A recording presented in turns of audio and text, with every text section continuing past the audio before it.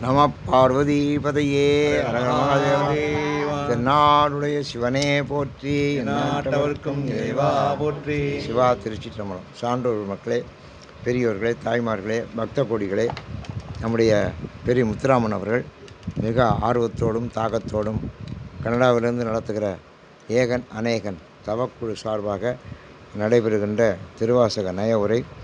இது 28வது நிகழ்ச்சி. இன்றைக்கு நாம் காண இருக்கிற பகுதி 24வது பதிகம், அடைக்கலப்பத்து என்பதாகும். அடைக்கலம் என்பது ஒரு முக்கியமான ஒரு தத்துவம், சரணாகதி தத்துவம்னு சொல்கிறது. சரணாகதி தத்துவம் ராமாயணத்தில் சரணாகதியை நம்ம நிறைய பார்க்குறோம். காகாசுரன்லேருந்து விபீஷண சரணாகதி வர ஏராளமான சரணாகதிகள், ஏராளமான மோட்சங்கள், இதையெல்லாம் நம்ம ராமாயணத்தில் விரிவாக பார்க்கலாம். சரணாகதி என்பது மிகப்பெரிய தத்துவம். அது என்ன சொல்கிற டோட்டல் சரண்டர்மே, டோட்டல் சரண்டர். நாம் கடவுளிடத்தில் சரணாகதி அடையணும். அடைகிற போது சில பேர் அவரை பரிசோதனை பண்ணிக்கிட்டே அடைவேன். சில பேர் இந்த சாமிக்கு சக்தி இருக்கா இல்லையான்னு பார்த்துவிட்டு சேருவேன். இப்போல்லாம் இந்த சாமிக்கு சக்தி இல்லையுமே, இந்த சாமியெல்லாம் நம்ம விட்டுற வேண்டியாமே. ஒருத்தன் சாமியை மாற்றுறேன், கோயிலை மாற்றுறேன், ஊரை மாற்றுறேன், புஸ்தகத்தை மாற்றுறேன்.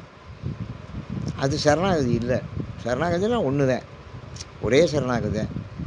ராமனிடத்தில் சரணாகதி அடைகிறதுன்னு முடிவு பண்ணார் விபீஷணர், அப்படி வந்து சேர்ந்தார்.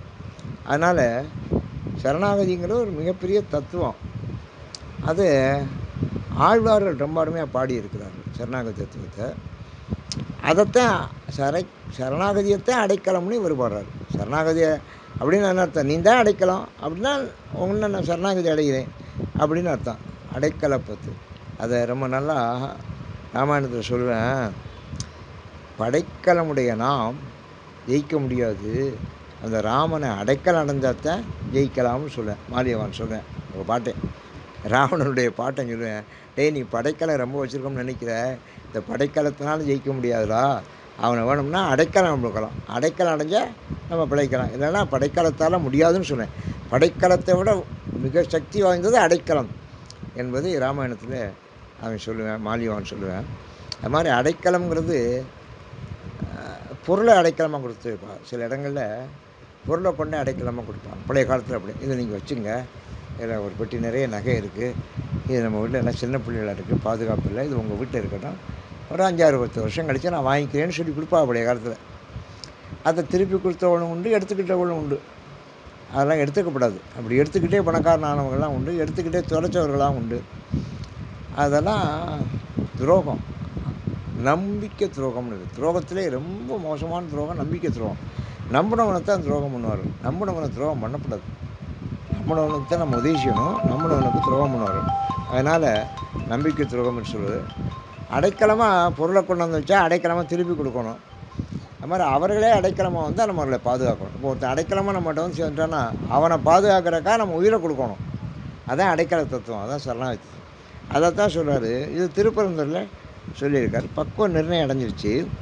செழுங்கமல திரளனின் சேவடி சேர்ந்தமைந்த பழுத்த மனத்தடியருடன் போயினர் யான் பாவியேன், புழுக்கனுடை புன்குரம்பை பொல்லா கல்வி ஞானமிலா அழுக்கு மனத்தடியேன் உடையாய் உன் அடைக்கலமே.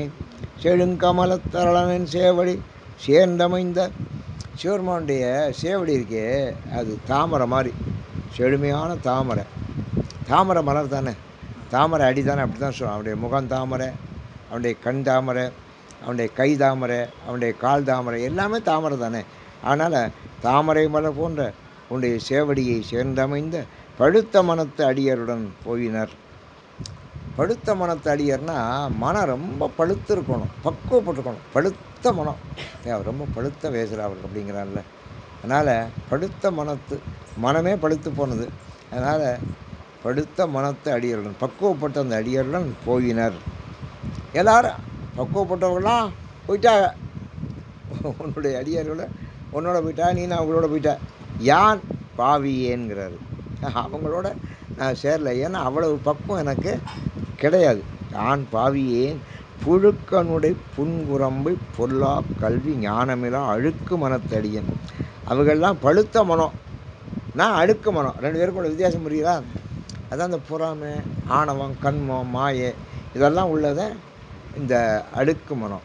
அது உடம்பு மனத்தில் உள்ள அழுக்கு. மனத்தில் உள்ள அழுக்கு போகாது சாமானியமாக. உடம்புல இருக்க அழுக்கு சோப்பு போட்டு நம்ம குளித்து ஏதோ தேய்ச்சி காலையில் இருக்கா சாயங்காலம் இருக்கா குளித்து எந்த பண்ணி கொஞ்சம் உடம்புல இருக்க அழுக்க போய்க்கலாம், மனசில் இருக்க அழுக்க போக்க முடியாது. அதான் வள்ளுவர் சொன்னார், மனசுக்கு என்னடா அழுக்குன்னா அப்போ எந்த விதமான பொறாமையும் இல்லாமல் இருக்கணும், மனசு சுத்தமாக இருக்கணும், மாசு இல்லாமல் இருக்கணும். அதான் அப்படின்னு சொல்லுவார் அவர். அப்படி அழுக்கு மனத்தை அடியேன், ரொம்ப அழுக்கு மனம் எனக்கு. அப்போ அழுக்கு மனம் உள்ளவன் எதுலையும் ஜெயிக்க முடியாது. அவங்களாம் பழுத்த மனம் அடியார்கள். அதனால் உங்கள்கிட்ட வந்துட்டா நான் அங்கே வர முடியல. என்ன காரணம்? புழுக்கனுடைய புன்குரம்பை. முதலாவது என் உடம்பு புழு பிடிக்கிற உடம்பு பூரா புழு தானே. செத்து போயிட்டா 3ஆவது நாள் பார்த்தா அவ்வளோதான். அதனால் புழுக்கனுடைய புன்குரம்பை, ஒன்றுத்துக்கு உபயோகம் இல்லாது சும்மா காஞ்சி போனது குரம்பு. பொருளா கல்வி ஞானமில்லா, கல்வியும் கிடையாது ஞானமும் கிடையாது, ஒன்றும் கிடையாது என்கிட்ட. உடம்பும் சரியில்லை, அப்புறம் கல்வியும் இல்லை, மனமும் சரியில்லை, அழுக்கு மனம். அதனால் அடியேன் நான் இதான் என் சொத்து. என்கிட்ட இருக்க சொத்து என்ன? புழு பிடிக்கிற உடம்பு, அப்புறம் கல்வி ஞானம் கிடையாது, அஞ்ஞானம், அதுக்கப்புறம் அழுக்கு மனம். இதுதான் என் சொத்து. இப்போ நான் எங்கே போகிறது? என்னை யார் சேர்த்துக்குவா? என்னால் என்ன பண்ண முடியும்? What is my capacity? ஒன்றும் கிடையாது. அழுக்கு மனத்தடியே உடையாய், நீ தான் எல்லாம் வச்சுருக்கேன், நீ தான் உடையாயின்னு அர்த்தம். எல்லாம் உடையார் முன் ஏக்கற்றும் கட்டார்னு சொல்லுவேன். உடையார்னா எல்லாம் வச்சுருக்கேன். இப்போ உடையார்னு ஒரு இனம் இருக்குது பாருங்கள், அவங்களாம் அந்த காலத்தில் அப்படி இருந்திருக்காங்க. ராஜராஜேஸ்வரர் உடையார்னு நான் சொல்கிறேன். ராஜராஜேஸ்வர சோழனே அவனுக்கு இன்னொரு பேர் ராஜராஜேஸ்வரர் உடையாருங்கிற, தெரியுதா? ஏன்னா அவ்வளோ உடையவனாக இருந்தேன். எல்லாம் உடையவனுக்கு தான் உடையார்னு பேர். அப்போ நீ உடையாய், உங்கள்கிட்ட எல்லாம் இருக்குது, எங்கள்ட ஒன்றும் கிடையாது, நான் வெறும் ஆள். அப்போ என்ன பண்ணுறது? உடையாய் உன் அடைக்கலமே. நான் இப்போ என்ன செஞ்சேன்? நான் உங்களை வந்து காலில் விழுந்தேன். அடைக்கலம்னா காலில் விழுந்துடணும், காலில் விழுந்து கும்பிட்டுருணும். அடைக்கலமே உடையாய், நான் எங்கள்கிட்ட ஒன்றும் கிடையாது. எங்கள்கிட்ட என்ன இருக்குது? 3 சொத்து இருக்குது. இந்த உடம்பு இருக்குது, அது புழு பிடிக்கும். அப்புறம் கல்வி ஞானம் இல்லை. 3வது அழுக்கு மனம். இதுதான் எங்கிட்ட இருக்குது. அதனால் படுத்த மனம் உடையவெல்லாம் உங்கள்கிட்ட வந்துட்டா நான் உங்கள்கிட்ட வரல. அதனால் நான் உன்னை அடைக்கலமாக அப்பொழுது அடைகிறேன். வெறுப்பனவே செய்யும் என் சிறுமையை நின் பெருமையினால் பொறுப்பவனே, அரா பூண்பவனே, பொங்கு கங்கை சடை செருப்பவனே, என் திருவருளால் என் பிறவியை வேறு அறுப்பவனே, உடைய அடியேனும் அடைக்கலமே. நான் உங்கள்கிட்ட அடைக்கலமாக இருக்கேன். என்ன காரணம்? வெறுப்பனவே செய்யும் என் சிறுமையை. நான் என்ன செஞ்சாலும் வெறுப்பு. சில பேர் வீட்டில் ஒருத்தர் பிடிக்காமல் இருந்தால் ஒருத்தர் பண்ணுறதெல்லாம் பிடிக்காது. கைவட்டா குற்றம், கால் வட்டா குற்றம்னு சொல்ல பாருங்க. காரணம் என்னென்னா வெறுப்பனவே செய்யும், பிடிக்காது. உண்மையிலே நல்லது செஞ்சாலும் பிடிக்காது, கெட்டது செஞ்சாலும் பிடிக்காது. ஏன்னா வெறுப்பு வந்துருச்சுன்னு வச்சுங்க, அது நல்லது கெட்டது தெரியாது. அது மாதிரி பொறாமை வந்துருச்சுன்னு வச்சுங்க, பிறருடைய திறமை நமக்கு தெரியாமல் போயிடும். பொறாமை வந்தால் நம்ம திறமையை தெரிஞ்சுக்க முடியாது. இப்போ நல்லா என்ன பேசுகிறாரு? பொறாமை அபாரமாக பேசுகிறாரு. ஏமே பொறாமை இல்லாத இந்த பொறாமை இருக்கிறவன் என்ன செய்வாங்க? இவர் என்னையே பேசினது தான் பேசுகிறாருமே, எதாவது ஒன்று சொல்லுவேன். காரணம் என்ன? பொறாமை. வெறுப்பனவே செய்யும் என் சிறுமையினை. நான் வெறுக்கிறாப்பெல்லாம் செய்வேன், அது என்னுடைய சிறுமை, எனக்கே தெரியுது அது சிறுமைன்னு. பெருமைன்னு ஒன்று இருக்குது, அது என்னால் செய்ய முடியலை, ஏன்னா எனக்கு தெரியாது. அது எல்லோரும் விரும்பக்கூடியதான் செய்யணும், அப்படி என்னால் செய்ய முடியல. எல்லாம் நான் என்ன செஞ்சாலும் வெறுக்கிறாங்க, எனக்கு அதான் தெரியுது. வெறுப்பனவே செய்யும் என் சிறுமையை, அது சிறுமைன்னு எனக்கே தெரியுது. பார்த்தீங்களா? பிற வெறுக்க முடியாத காரியத்தை செஞ்சால் அது எனக்கு சிறுமைன்னு எனக்கே தெரியுது. நின் பெருமையினால் பொறுப்பவனே. அப்போ அதை பொறுக்கிறதுக்கு ஒரு பெருமை வேணும், ஒரு மெஜஸ்டிக்காக இருக்கணும். அதுக்கு பெருமை ரொம்ப மெஜஸ்டிக்காக இருக்கணும். அப்படி பொறுக்கக்கூடியவங்க ரொம்ப குறைச்ச, அதுக்கு ரொம்ப பெருமை உள்ளவர். மகாத்மா காந்தி அதெல்லாம் எவ்வளோ பேரை பொறுத்துக்கிட்டு இருக்காருங்க. அப்படி சரித்திரத்தை படித்தா எவ்வளவோ பேரை பொறுத்துக்கிட்டு இருக்கிறாரு. அந்த அண்ணன் தெரசா பொறுத்துக்கிட்டு இருக்காங்க. அந்தம்மா கல்கத்தாவில் அது பள்ளிக்கூடம் கட்டேன்னு போய் நன்கூடம் அடித்தான் ஒருத்தங்கிட்ட. அவன் துப்புனானான், காரி துப்புனானான், முகத்திலே துப்புனானான். அதை தொடச்சிவிட்டு, இது நீ எனக்கு தந்தது, என் பள்ளிக்கூடத்துக்கு நீ எதாவது ஆரம்பிச்சாது, எனக்கு நீ தந்தது, அதை நான் ஏற்றுக்கிட்டேன், அப்படின்னு தொடச்சிக்கிட்டு என் பள்ளிக்கூடத்துக்கு எதாவது அவன் ஆச்சரியப்பட்டு போனானா, உடனே அப்படியாம்மா இவ்வளோ துப்புற, நீ அப்பவும் பொறுமையாக இருக்கிறிய, நீ பெருமைக்குரியவன் அப்படின்னு சொல்லி பணம் கொடுத்தானாங்க அந்த அம்மா வாழ்க்கை. மகாத்மா காந்தி அது மாதிரி எவ்வளவோ காரியங்கள் செய்திருக்கிறாரு. அதெல்லாம் அப்படி வாழ்க்கை வரலாறு படித்தா தான் நமக்கு தெரியும். அப்படி விற்பனவே செய்யும் நான், அதை நீ பொறுக்கிற, அது காரணம் உன்னுடைய பெருமை, தெரியுதா? உன்னுடைய பெருமையினால் தான் நீ என்ன பொறுக்கிற. பெருமையினால் பொறுப்பவனே, அறா பூண்பவனே. நீ எதை பூண்டிருக்க? பாம்பை பூண்டிருக்க. எவனா பாம்பை தொடுவானா? பாம்புக்கிட்ட போவானா? பாம்புனால ஓடி போயிடுவேன். அதை நீ பூண்டிருக்க. அதனால் உனக்கு இந்த பெருமை ரொம்ப அதிகம். ஏன்னா பாம்பையே நீ தூக்கி கழுத்தில் விட்டுருக்கானா, உனக்கு பெருமை அதிகம். பொங்கு கங்கை சடை செருப்பவனே. கங்கை அங்கேருந்து மீறிக்கிட்டு வந்துச்சு, சீறிக்கிட்டு வந்துச்சு, அதை தலையில் வச்சு பிடிச்சியே, தலையில் நிறுத்தினி அதை. அதனால் கங்கையே நீ நிறுத்தின, மேலேருந்து வந்த கங்கையை உன் தலையில் நிறுத்தினிய. பாம்பை கழுத்தில் ஓட்ட, கங்கையை தலையில் ஓட்ட, எவ்வளோ பெரிய காரியம். பாம்பை எவனா கழுத்தில் போட்டுக்கோனா? போட்டுக்க மாட்டேன். அது உன்னுடைய பெருமையை காட்டுகிறது. அதுக்கப்புறம் கங்கை மேலேருந்து வானகங்கை விழுது பகிர்ந்து தவத்தினால அதை நீ சடையில் நிறுத்தினிய, சடை செருப்பவனே. அதெல்லாம் உன்னுடைய பெருமையை காட்டுகிறது. நின் திருவருளால் என் பிறவியை வேர் அறுப்பவனே. அதனால் உனக்கு திருவருள், எனக்கு நீ திருவருள் காட்டுற. என் பிறவியை வேர் அறுப்பவனே, வேரோடு அறுக்கிறியல. இதுதான் முக்கியம். இந்த வரியில் இந்த வரி தான் முக்கியம். இதுதான் பாட்டு பூரா, இந்த பதிகம் பூரா, இந்த திருவாசகம் பூரா அதான் என்ன, என் பிறவியை வேர் அறுப்பவனே. பிறப்பறுக்கும் பிஞகந்தன் பெய்கடல்கள் வெல்க சிவபுராணம், அதான் முன்னுரை. பிறப்பறுக்கணும், என் பிறவியை வேர் அறுப்பவனே. கடைசியாக வேரோடும் வேரடி மண்ணோடும்ப அப்படியே அறுத்தெடுத்துறிய. உடையாய் அடியேன் உன் அடைக்கலமே, நான் உனக்கு அடைக்கலமாக வந்துட்டேன். பெரும்பெருமான் என் பிறவியை வேறறுத்து பெரும் பிச்சு தரும் பெருமான். சதுரப் பெருமான் என் மனத்தினுள்ளே வரும் பெருமான். மலரோன் நெடுமால் அறியாமல் நின்ற அரும்பெருமான். உடையாய் அடியேன் உன் அடைக்கலமே. நீ பெருமைக்குரியவன் அப்படின்னு சொல்கிற முத பாடல. பெருமைக்குரியவன்னா நீ எப்படியெல்லாம் பெருமைக்குரியவன்? பெருமான்னா பெருமைக்குரியவன் அர்த்தம். பெருமைக்குரியவன்கிறதுக்கு உரிய சொல்லு பெருமான், தெரியுது? அதான் சிவபெருமான்னு சொல்கிறோம்ல, சிவபெருமான் அப்படின்னு அர்த்தம். சிவத்துக்கு அவன் தான் பெரியவன், அதான் அர்த்தம். சிவபெருமான்னா சிவத்திற்கே பெரியவன் அவன். அது மாதிரி பெரும்பெருமான், நீ தான் பெரிய பெருமான். சும்மாவே பெருமான்னு சொன்னாலே போதும். அது ஒருத்தன் பேரை மாற்றிட்டு வரணும்னு சொன்னேன். பெருமாள்னு பேர் வச்சுருந்தேன். நல்லடா மாற்றிட்டு வாடானேன். ஒரு வாரம் லீவ் கேட்டேன், செத்தான்னு போனேன். ஒரு வாரம் கழிச்சு முதலாளி கேட்டார், ஏன்டா பேரை மாற்றிட்டியா? மாற்றிட்டேன். என்னடா பேருனேன்? பெரிய பெருமாள்னேன். பெருமாள்னா என்ன பேர் வச்சுருக்கா? பெரிய பெருமாள்னேன். அது மாதிரி நான் அப்படித்தான் சிந்தனை வரும், வேறு மாற்றவே தெரியாது. அது மாதிரி என்ன பெருமான்னு சொன்னால் நீ பெருமை உடையவன், அப்போ நீ பெரும்பெருமான். அதை பெருமையாக சொல்ல, நீ பெரும்பெருமான். பெருமானாலே அதானே நடு சென்டருங்கிறேன். நடு சென்டர்னா என்ன? நடுனாலும் சென்டர்னாலும் ஒன்று தானே. ஷாப்பு கடைங்கிறேன், ஷாப்புனாலும் கடையினாலும் ஒன்று தானே. அதனால் எனக்கு என்ன, நான் பெருமான்னு உன்னை என்ன பெருமையாக சொல்லணும்? நீ ரொம்ப பெருமைக்குரியவன்னு நான் சொல்கிறேன். ஆனால் நீ பெரும்பெருமான். எப்படி பார்த்தீங்களா இயற்கையாக சொல்ல, நீ பெரும்பெருமான். என் பிறவியை வேறறுத்து பெரும்பிச்சு தரும் பெருமான். அடுத்தாப்புல தரும் பெருமான் என்ன, என் பிறவியே அறுத்துவிட்டு என்ன என்னை பிச்சையில் பெரும்பிச்சுன்னா பிக்கிறதுன்னு ஒரு அர்த்தம். என்னை அப்படியே பிச்சுட்ட அப்படின்னு ஒரு அர்த்தம். என்னுடைய கஷ்டங்களையெல்லாம் பிக்கிறான்னு அர்த்தம். பெரும்பிச்சு என்ன பைத்தியம் ஆக்குற, அப்படி பல பொருள் சொல்லலாம். பெரும்பிச்சு தரும் பெருமான். சதுரப்பெருமான், ரொம்ப அறிவாளி நீ. ஞானப்பெருமான், நீ ஞானத்தில் பெருமான். என் மனத்தினுள்ளே வரும் பெருமான். நீ அது மாதிரி எங்கெங்கேயோ பெருமான்.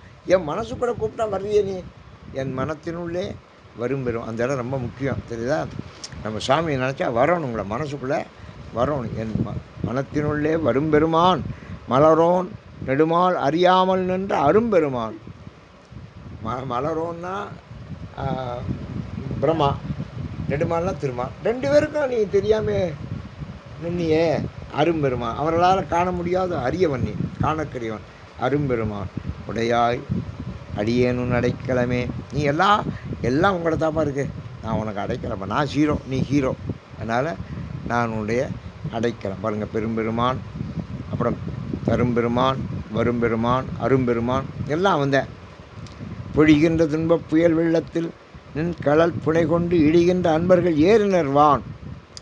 துன்பப் புயல் அது பொழியுதுங்க, மழை பொழியுது. இப்போ காலைல மழை பொழிஞ்சு வருங்க, அது மாதிரி மழை பொழியுது.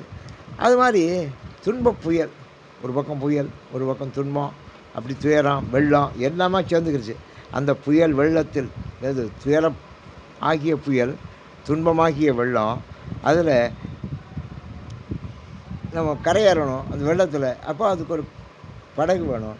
நின் கடல் புனை கொண்டுனார், உன்னுடைய திருவடியையே நான் தெப்பமாக கொண்டு இடுகின்ற அன்பர்கள்.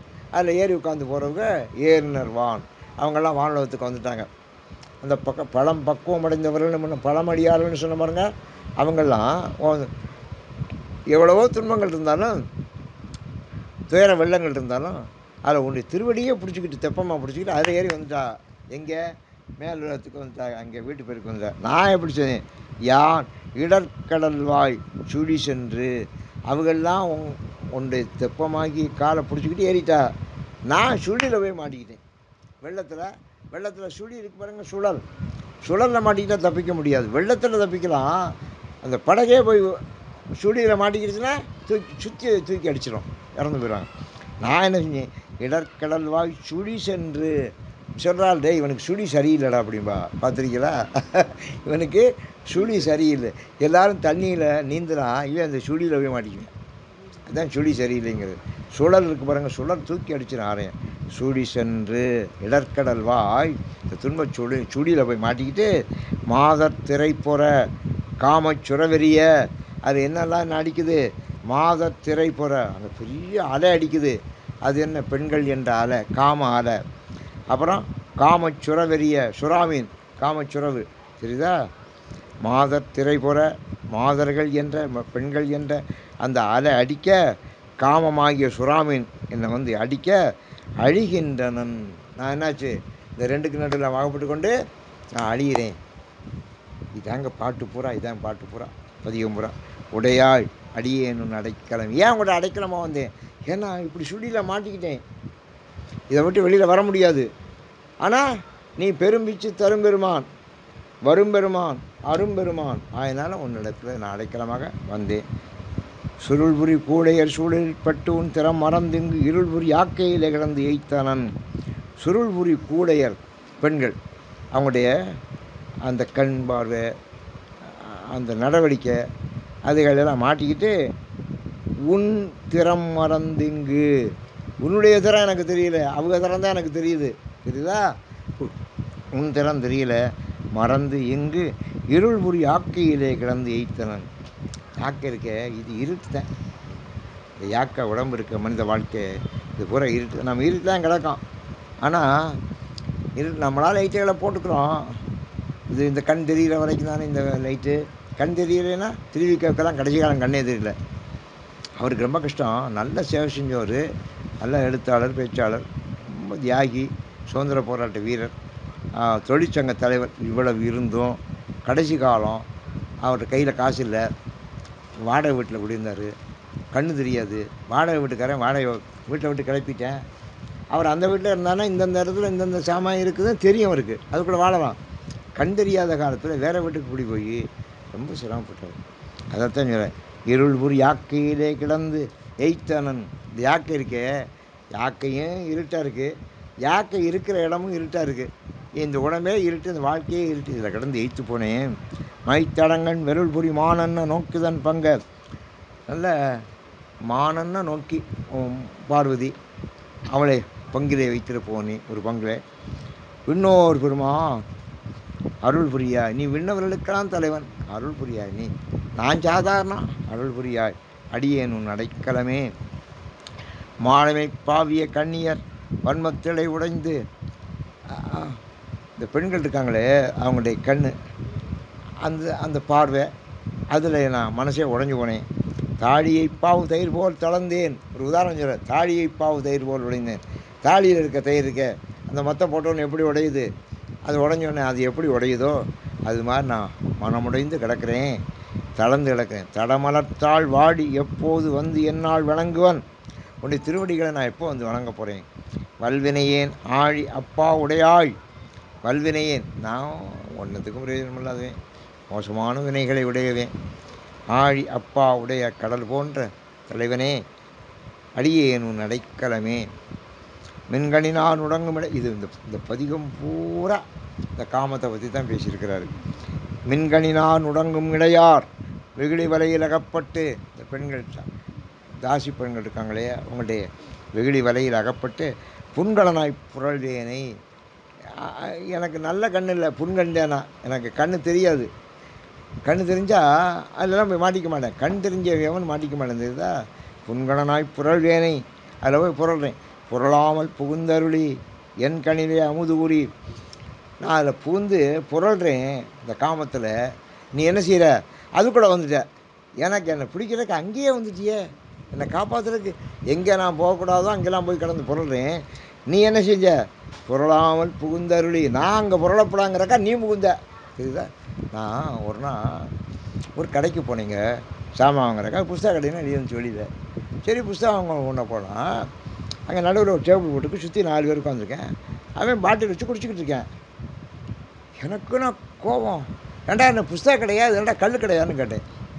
சார் என்ன சார் என்ன இப்படி பேசுகிறீங்க அப்படின்னா, ஆமாப்பா புஸ்தக கடையில் உட்காந்து குடிக்கலாமாடா அப்படின்னு. சார் இது என் கடை சார், இது என் சொந்த கடை, அதனால் நான் இங்கே குடிக்கிறேன் அப்படின்னா.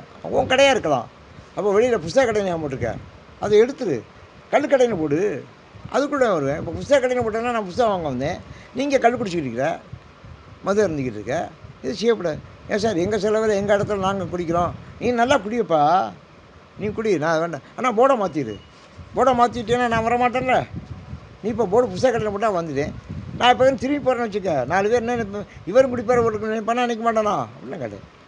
என்னடா இதுக்குள்ளேருந்து வர்றாரு, அப்போ இவரும் குடிப்பார் போட்டுருக்கலாம் அப்படின்னு நினைப்பேன். நான் குடிக்க மாட்டேன்னு உலகத்துக்கு தெரியும். ஆனால் ஒருத்தர் அதை பார்த்தான்னா என்னடா இவர் இதுக்குள்ளேருந்து வர்றாரா, அப்போ அவர் குடிப்பார் போட்டிருக்கு அப்படின்னு நினைப்பான்ல.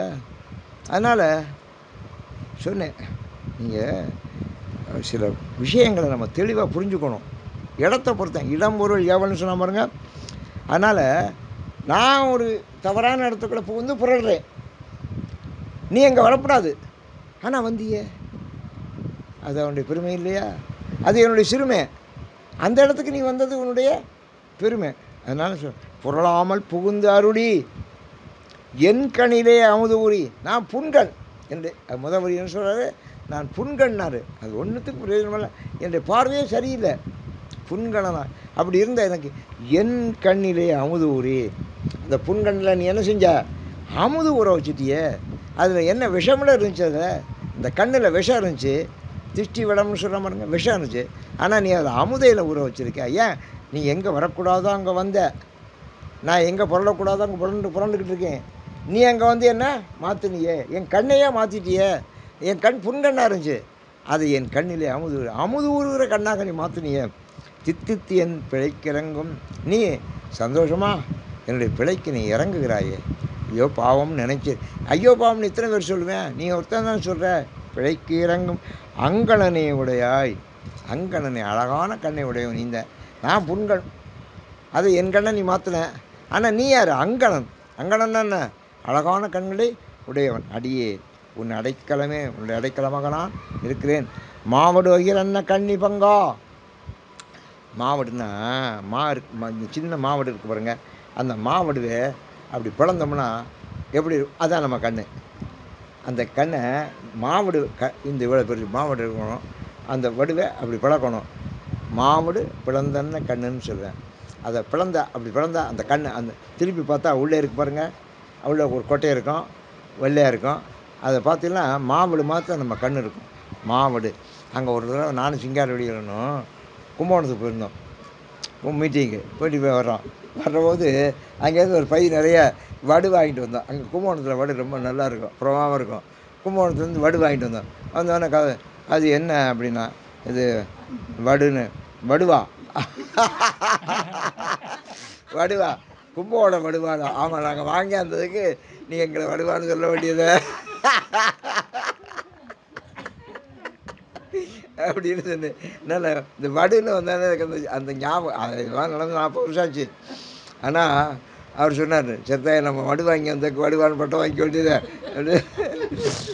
அதனால் மாவடு வகிரன்ன கண்ணி பங்கா.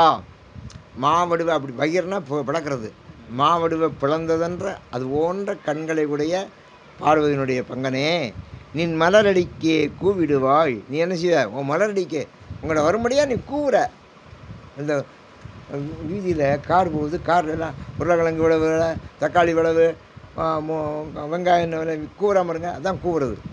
கூவிடுவாய் கும்பிக்கே இடுவாய். நீ என்னை கோஞ்சுவ, என்ன கும்பியிலேயும் போடுவ. கும்பினா நரகம், நரகத்துலேயும் போடுவ.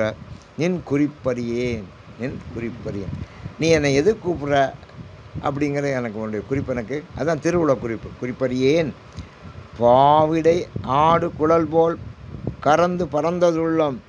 இந்த தறி இருக்குது பாருங்கள், தறியில் ஒரு குழல் போயிட்டு போயிட்டு வரும். இப்படி இருந்தால் பா, இப்படி இருந்தால் ஊடு. அந்த நூல் இருக்கே, நூல் இப்படி இருக்கும், இப்படி இருந்தால் பா, இப்படி இருக்கும், அதுக்கு ஊடுன்னு பேர். பாவும் ஊடுமா இருக்குது. அதுக்கு நடுவில் போயிட்டா சேர்க்கல, இணைக்குது. பாவையும் ஊடையும் இணைக்குது. அப்படியுமே அங்கே போவோம், அப்படியுமே அப்படி போவோம். அது கூட எப்படியுமே கிட்டு கிட்டு கிட்டு கிட்டு கிட்டு கிட்டு பார்த்தா ஒரு அடிக்கு நெஞ்சிருக்காங்க கொஞ்சம் நேரத்தில். அது குறுக்க போயிட்டு வரும். அந்த நூல் தான் எவ்வளோ எளிமையான நூலுங்கிறீங்க. வலிமை இல்லாத நூல். அதுக்கு நடுவில் பாவும் ஊடுமா இருக்கிற போது அதை கால்னால் மிதிச்சுக்கிட்டு அப்படி தள்ளுவேன். அப்படி நான் பார்த்துருக்கேன். திறமைனா என்ன திறமைங்கிறீங்க? கால் மாற்றி மாற்றி தட்டிக்கிட்டே இருப்பேன். கால் கை இப்படி இழுத்துக்கிட்டே இருப்பேன். குழியாக இருப்பேன். அப்படி அது போகிற குழல் இருக்குது பாருங்கள், அது என்னமா போகுது.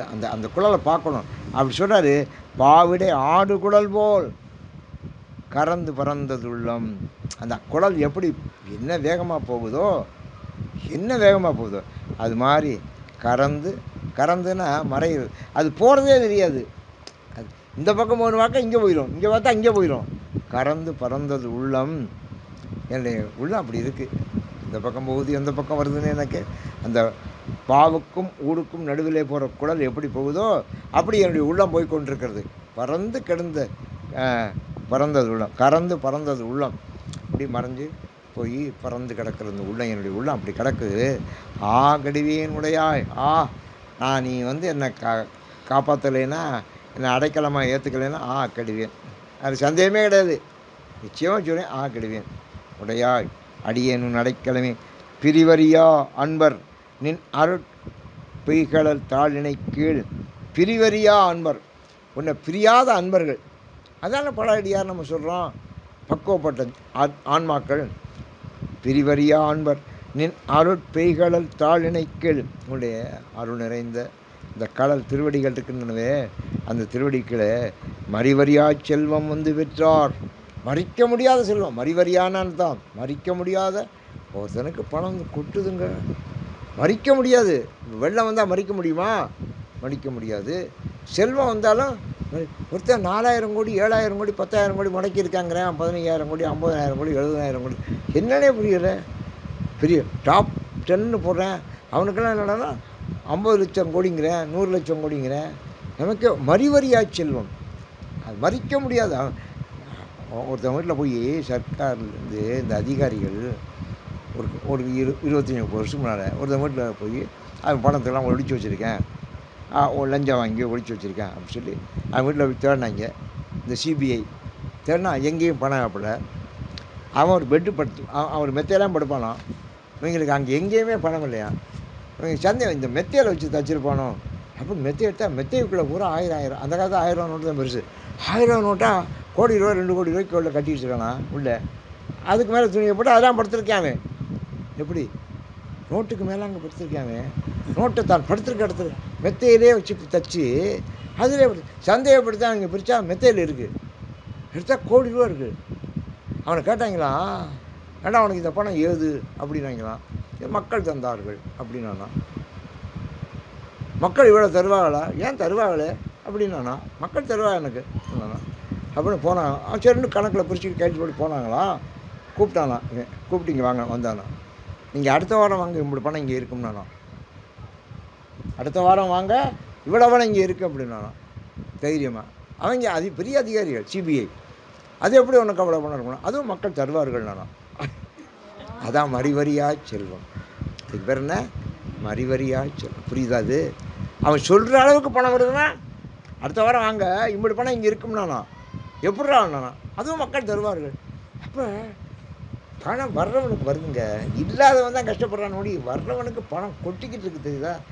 கொட்டுதுங்கிறது ரொம்ப மறி வரியா செல்லும், மறிக்க முடியாதுங்க, மறிக்க முடியாது. ஒரு புகழ் வந்தாலும் மறிக்க முடியாது, செல்வம் வந்தாலும் கஷ்டம் வந்தாலும் மறிக்க முடியாது, அடுத்தடுத்து கஷ்டமாக வரும். மறிவரியா செல்வம் வந்து பெற்றார். அவங்கெல்லாம் என்ன உங்களோட அப்படி செல்வம் என்ன செல்வம்? உன்னுடைய அருட்செல்வம் தானே. வந்து பெற்றார் உன்னை வந்திப்பதோ நெறியறி. ஆனால் நான் எப்படி ஒன்றுத்துக்கு லாயக்கல, 0. ஏன் உன்னை வந்திப்பதோ, உன்னை எப்படி வணங்குறதுன்னு எனக்கு தெரியலையா? இப்போ பெரியவங்க வந்தானாக்க பிள்ளைகளை கையெடுத்து இப்படி கும்பிட சொல்லணும். அது இப்படிங்கும் இப்படிங்கும். சில சாமி கும்பிட போகிறது, சாமியை எப்படி கும்பிட்டு போகிறேன் தெரியுதா? 2 கையும் கும்பிட எப்படி கும்பிடுவேன்? அதனால் அதாவது வெள்ளைக்காரன் ஈஸியாக வணங்குற உன்னை வந்திக்கிறதுனா கீழே விழுந்து வணங்குறது. கீழே விழுந்து உன்னை வந்திப்பதோர் நெறி அறியேன். அது ஒரு நெறி, அதுவே தெரியாது உன்னை எப்படி வணங்குறது. இந்த ராஜாக்கள்லாம் ஒருத்தர் அது ராமாயணத்தில் மாதிரிலாம் சொல்லுவேன். குகன் பரதன் வர்றேன் அண்ணனை கூட்டிகிட்டு போகிறதுக்கு. அவன் எதுக்காக வர்றான்னு தெரில. ஒருக்காக இந்த காட்டை விட்டு அவனை விரட்டணுங்கிறக்கா படையெடுத்து வராமல் இருக்கும், சந்தேகப்பட்டு வரேன். வர்றபோது எதுக்கு வந்திருக்கான்னு தெரில. இருந்தால் ராஜா, அவன் தான் நாட்டுக்கு ராஜா, இவன் காட்டுக்கு ராஜா, நம்மளோட உயர்ந்துவேன். எப்படி சொல்லணும்? ராஜாவை எப்படி கும்பிடணும்னா இப்படித்தான் கும்பிடணும், தலைக்கு மேலே கூப்பிடணும். தலைக்கு அதான் கூப்புதல்னு பேர். கூப்பு தான் கும்பிடணும், தலைக்கு மேலே கும்பிடணும். இவனுக்கு தலைக்கு மேலே கும்பிட்றதுக்கு பிடிக்கலை, தெரியுதா? அதனால் என்ன பண்ணுறேன், இப்படி கும்பிட்றேன். இது சாதாரணமாக கும்பிடுறது, மார்புக்கு நேராக கையை வச்சு கும்பிட்றேன். அவன் வரதன் பார்த்தானா, இவன் நம்ம அண்ணனால் தம்பியாக ஏற்றுக்கொள்ளப்பட்டவன், அதனால் அவனை நம்ம பெருசாக கும்பிடோம்னு அவன் தலைக்கு மேலே வச்சு கும்பிட்டானான். தலைக்கு மேலே வச்சு கும்பிட்டானா அவனுக்கு ரொம்ப வெக்கமாக போச்சான் குகனுக்கு. இது என்னடா அது, நம்ம சாதாரண கும்பிட அவன் நம்மளை பெருசாக கும்பிட்றான், அவனை எப்படா கும்பிட்றது அப்படிங்க டக்கு கீழே சாஷ்டாங்கமாக விழுந்து கும்பிட்டானான். அது அவனை பெருமைப்படுத்துது. ஒருத்தர் பெருமைப்படுத்த முந்திராமத்தில் அப்படி சாஷ்டாங்கமாக விழுந்து கும்பிட்டானான். அவன் பரதன் பார்த்தானா, நம்மளை சாஷ்டாங்கமாக கும்பிட்டான், இவன் நம்ம அண்ணனுக்கு தம்பியாக ஏற்றுக்கொள்ளப்பட்டவன், ராமனால் பரிந்துரைக்கப்பட்டவன், அதனால் இவன் இன்னும் பெருமைப்படுத்த அப்படி தூக்கி அணைச்சிக்கிட்டானான். தூக்கி அணைச்சிக்கிறது தான் பெரிய மரியாதை. ஒரு ராஜா இன்னொரு ராஜா கொடுக்குற மரியாதை பெரிய மரியாதை, அதை அவனுக்கு கொடுத்தானான். ராமனும் அணைச்சிக்கிட்டேன், இப்போ பரதனும் அணைச்சிக்கிட்டேன், அந்த பெரிய மரியாதையே கொடுத்தான். அப்படி கொடுக்குற போது அந்த குகன் என்ன செஞ்சானா, இப்படி இந்த தோலை தொட்டு பார்த்தானான். ஏன், இந்த தோல் மேலே தானே எங்கள் அப்பா இவ்வளோ பெரிய ராஜ்யத்தை ஏற்றிருக்காரு, இந்த பாரத்தை இந்த தோல் தாங்குமா அப்படின்னு தடவி பார்த்தானான். தடவி பார்த்தா பரவாயில்ல, வலிமையாக தான் இருக்குது அப்படின்னு சொல்லி அவனை பாராட்டினானே. இதெல்லாம் அந்த ராமாயணத்தில் ரொம்ப அழகாக சொல்லப்பட்டிருக்கோம். அதனால சொல்கிறேன், உன்னை வந்திப்பதோ நெறி அறியேன். ராஜாக்கள் எப்படி ஒருத்தரை கும்பிடுறது அப்படின்னு ஒரு நெறிமுறை இப்போ நான் சொன்னேன். இதே மாதிரி மக்கள் எப்படி கும்பிடணும் அப்படின்னு ஒரு நெறி இருக்குது. நம்ம கோயிலுக்கு போகணும், அந்த கொடிமரத்துக்கிட்ட நிற்கணும், கொடிமரத்துக்கிட்ட நின்று கும்பிடணும், அப்புறம் கீழே விழுந்து அஷ்டாங்கமாக விழுந்து கும்பிடணும், தரிசனம் பண்ணணும், அப்புறம் அப்படி புராரமாக வரணும். புராரமாக உள்ளே போய் ஒவ்வொரு சாமியாக பார்த்து அதுக்குள்ளே பாட்டை பார்த்து கும்பிடணும், கும்பிட்டு வெளியே வரணும், திரும்பி அந்த பலிபீடம் தாண்டி கொடிமரத்துக்கிட்ட நின்று கும்பிடணும், கும்பிட்டு கீழே நமஸ்காரம் பண்ணிவிட்டு அப்புறம் நம்ம வரணும். அந்த பலிபீடத்துக்கு தாண்டிட்டோம்னா, கொடிமரத்தை தாண்டிட்டோம்னா யாரோடையும் பேசக்கூடாது, யாரையும் மனுஷால கும்பிடக்கூடாது. மனுஷால கடவுளை தான் கும்பிடணும். அதுக்குள்ள பெரிய வரவங்களுக்கு அங்கே கும்பிடக்கூடாது. எவ்வளோ பெரிய விழா வந்தாலும் அங்கே கும்பிடக்கூடாது. ரொம்ப பேர் மீட்டிங் அதுக்குள்ளே வச்சுக்கிட்டு கும்பிட்டுருக்கேன். ரொம்ப பேர் மீட்டிங் அங்கே தான் வைக்கிறேன், அப்படி பேரையும் கும்பிட்றேன். கும்பிடவே விடாதுங்க.